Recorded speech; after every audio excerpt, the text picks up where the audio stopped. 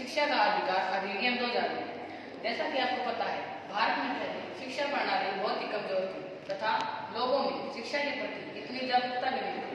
लेकिन इस अधिनियम के बाद लोगों में शिक्षा के प्रति जागरूकता बढ़ी।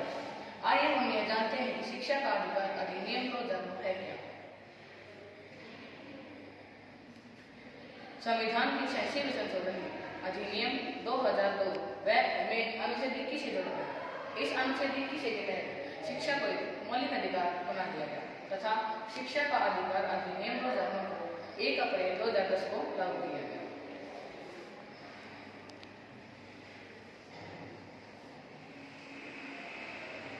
आइए हम यह जानते हैं कि शिक्षा का अधिकार अधिनियम 2000 में कुल अध्याय और कुल धाराएं कितनी हैं।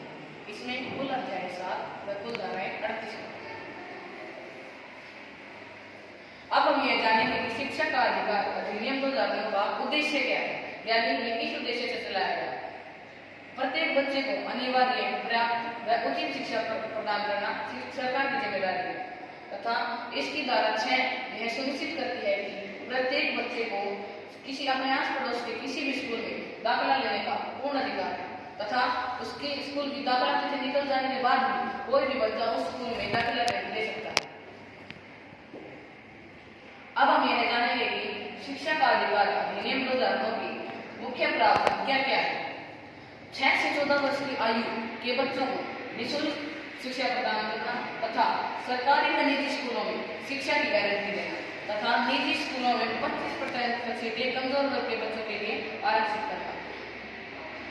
अगर स्कूल ऐसा नहीं करते हैं तो उनके ऊपर 1 लाख तक का 50,000 तक का जुर्माना तथा मान्यता रद्द करने का भी दंड है। अगर मान्यता रद्द करने के पश्चात भी वह स्कूल संचालित करते हैं तो 1 लाख रुपए जुर्माना तथा रोजाना 10,000 रुपये जुर्माना भरने का प्रावधान है।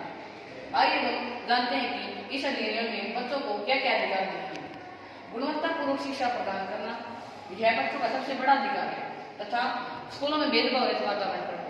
जैसे कि प्राचीन काल में स्कूलों में बच्चों के साथ भेदभाव किया जाता था, लेकिन इस अधिनियम ने इसका भी समाधान कर दिया है तथा शारीरिक दंड व मानसिक उत्पीड़न से मुक्ति।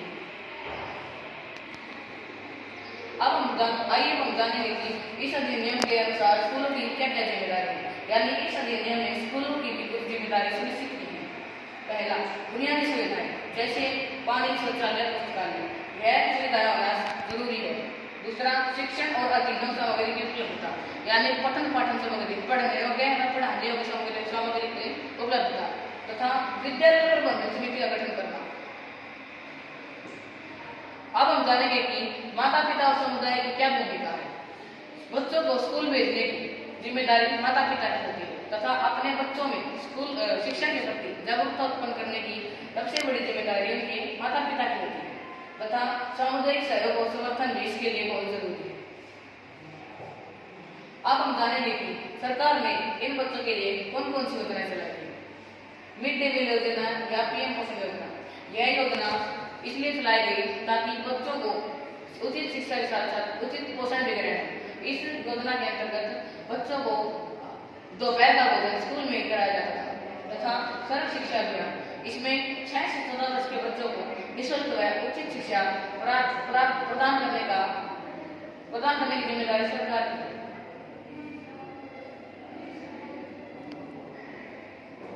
अब हम जानेंगे कि वित्तीय प्रावधान क्या क्या है।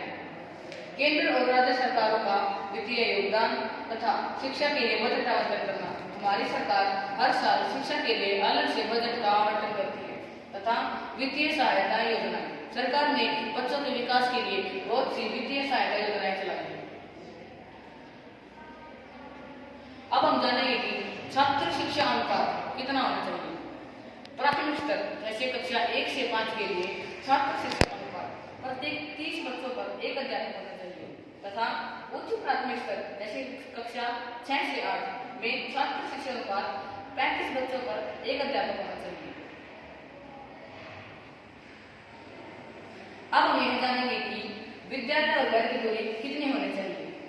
प्राचीन काल में बच्चों को विद्या ग्रहण करने के लिए बहुत दूर दूर तक जाना पड़ता था, लेकिन इस अधिनियम ने इसका भी समाधान कर दिया है।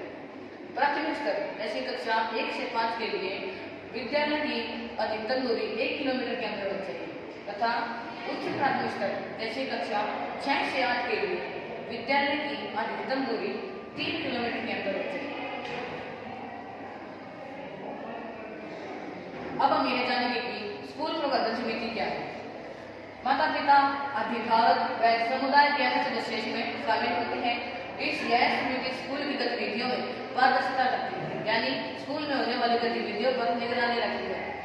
समिति का उद्देश्य स्कूल के कार्यों में पारदर्शिता व सामुदायिक भागीदारी को बढ़ावा देना है। अब हम यह जानेंगे कि पेशा अधिनियम के क्या क्या प्रभाव पड़े। बच्चों के स्कूल जाने की संख्या में वृद्धि हुई तथा शिक्षा की गुणवत्ता में भी सुधार आया। अंत में मैं कहना चाहूंगा कि शिक्षा का अधिकार अधिनियम 2002 एक बहुत ही महत्वपूर्ण कदम है तथा सभी के लिए शिक्षा सुनिश्चित करना हमारी जिम्मेदारी है। वह हम मिलकर इस लक्ष्य को प्राप्त कर सकते हैं।